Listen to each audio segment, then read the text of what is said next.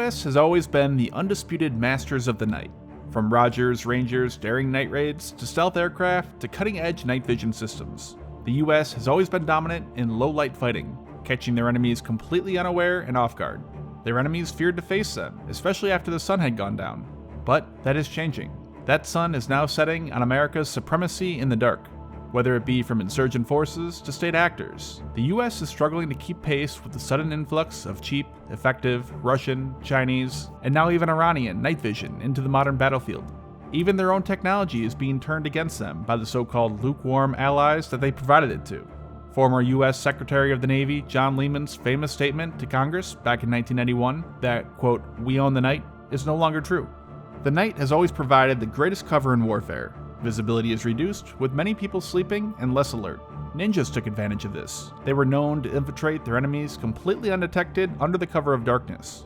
But it wasn't until World War II that the night really began to be exploited through technology. These initial devices were large, bulky, and heavy, which really limited their use to that of scopes for snipers, and mounted devices for observation on vehicles and other dedicated units. As the technology improved, they became smaller and more capable. Gen 1 devices were able to amplify light around 1,000 times, which may sound like a lot, but actually isn't much better than your own eyes after they adjust.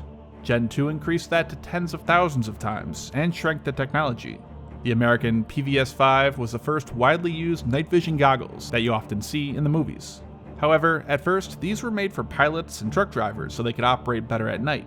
Then, they were slowly adopted for use by ground units and special forces. Gen 3 further improved on the technology with better and more consistent manufacturing methods, which made them more affordable, which enabled more widespread use. And finally today, what is referred to as Gen 3 Plus or Gen 4 and beyond. And these night vision devices are sensitive instruments that require careful assembly and regular servicing. For example, most devices require a nitrogen purge every 60 to 90 days, often more when used in harsher environments. Without routine maintenance, loss of nitrogen pressure in the optic allows condensation and dust to collect on the sensitive components inside. This will degrade image quality and could possibly cause permanent damage. With the recent gold rush of new civilian customers into the market, unfortunately, many companies focus too much on securing those new sales, while ignoring critical service and support. But this video's sponsor focuses on that. The Commando Store is proud to announce their new night vision service department. If you are in the US, they can service your nods via their white glove door-to-door program. Current offerings include assembly, cleaning, infinity focus, collimation, and purging, as well as hourly consultation and technician time for the more involved services like painting and repair.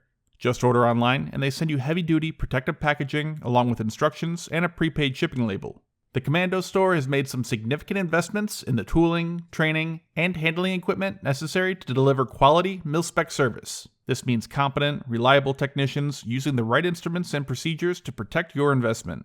And it's all insured, meaning risk-free service. Go to commandostore.com/pages/night-vision-services for more details. And use code COVERTCODE for 10% off your first service. They also sell nods as well, so go over there and check them out for yourself. Again, commandostore.com. Throughout the history of night vision systems, the US has always more or less been on top in terms of not only advanced technology, but also widespread implementation, training, and integration into combat operations. Night vision and thermal systems provide an amazing advantage, but they are not without their drawbacks. Night vision is monochromatic, and thermal imaging paints a much different picture of the world than we're used to, and more importantly, training in. It can become difficult at times to distinguish between friend and foe, especially in the stressful, high-intensity situations that accompany combat. For example, in 2017, a US Army Ranger night raid on an ISIS compound resulted in the deaths of 2 soldiers, most likely from friendly fire. IR strobes, visible flashlights, and rifle fire were misidentified by friendly troops, likely underskilled and undertrained in infrared signaling and identification. And at the same time, Ranger medics were effectively utilizing their own night vision systems to treat patients in total darkness.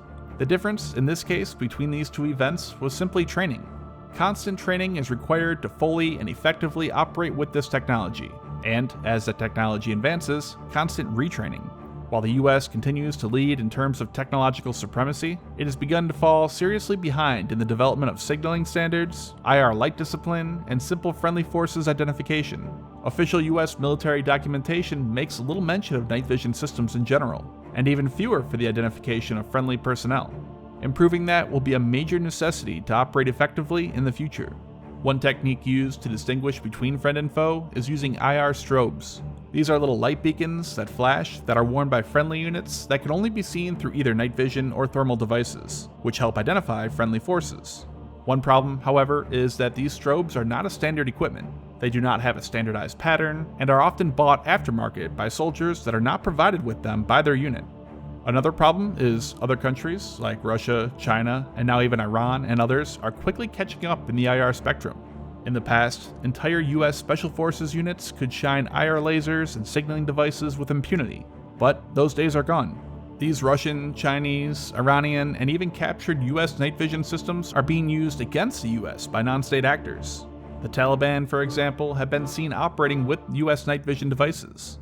And these other countries have made some pretty serious leaps in thermal, IR, and fusion imaging systems, as well as guided munitions. So that IR strobe, again, that the US uses can be used against them, and pretty much make them a giant flashing target in the future.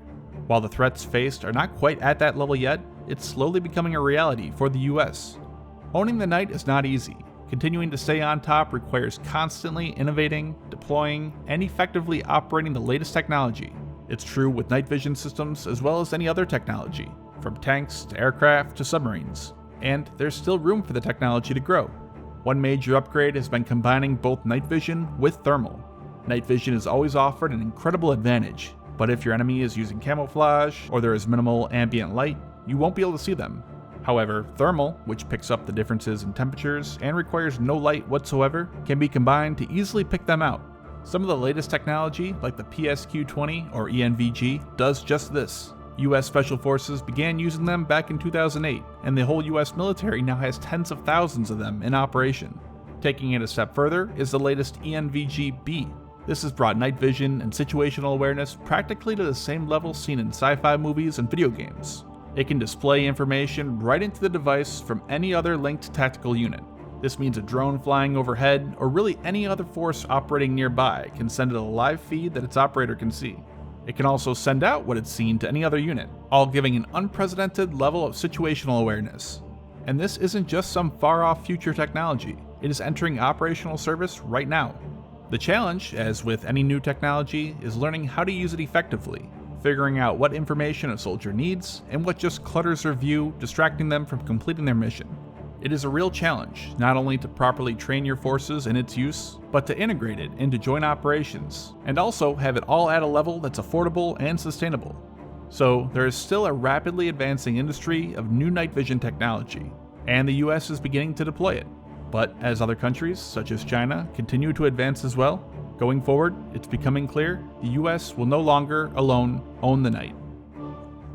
But real quick, I'm going to mark myself on the map. Leave the city you live in that you're watching this from in the comments and I'll start adding people to it. It'll be cool to see just how spread out viewers are and to see how many people actually watch my videos to the end, and therefore even find out about this.